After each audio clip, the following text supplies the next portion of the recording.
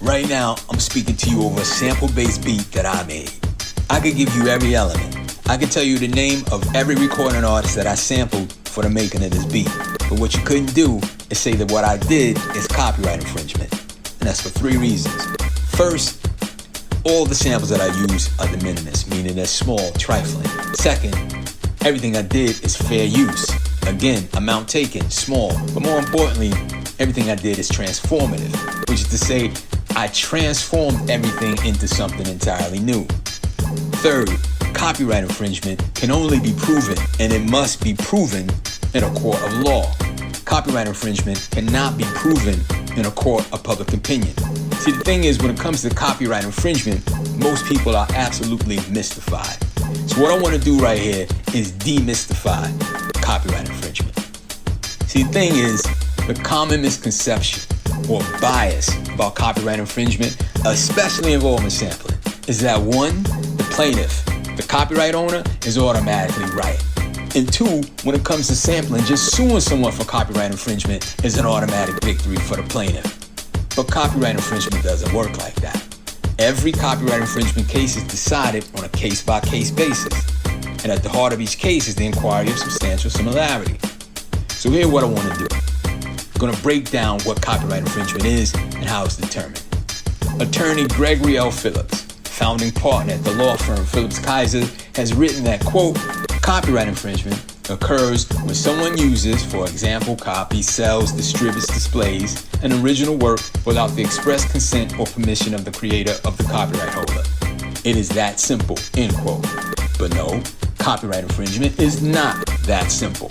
In fact, missing from Phillips's overly simple definition of copyright infringement is the fact that copyright infringement occurs only when the copying, the borrowing, takes place is of a protectable expression and when the copying is substantially similar.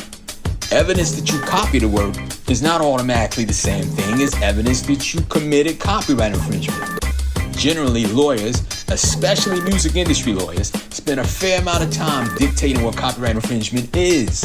And in the process, they never express what copyright infringement isn't. And they typically leave out key aspects of copyright law and how copyright infringement is actually proven in court.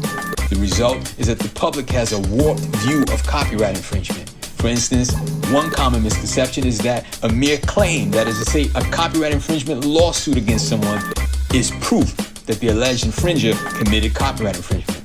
This is the case, however.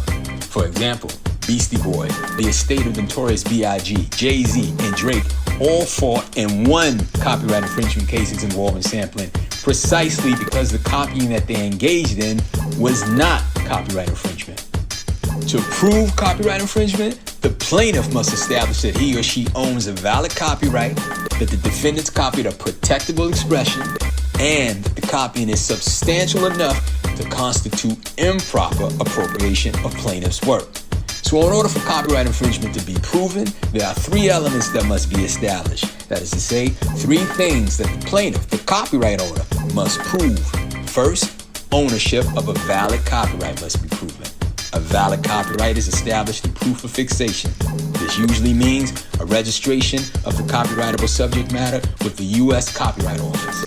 Second, proof of copying must be established. This means that the plaintiff must prove that actual copying took place.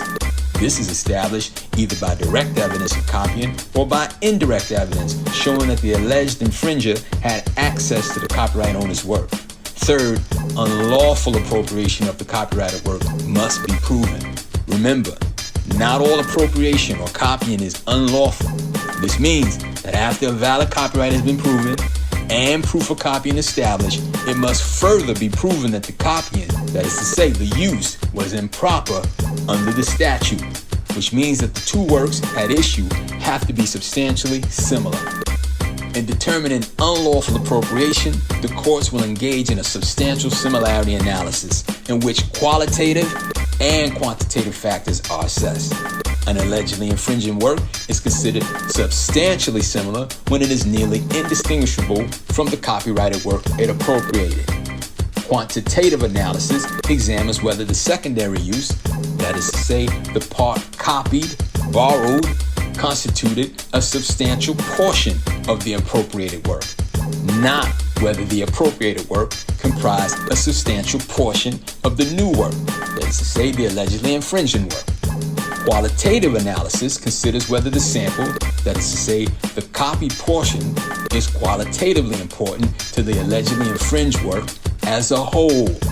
In other words, in terms of sampling, the analysis asks how critical, qualitatively speaking, is the sample, the copy portion, to the appropriated work. And as a whole, how similar is the allegedly infringing song to the song it sampled?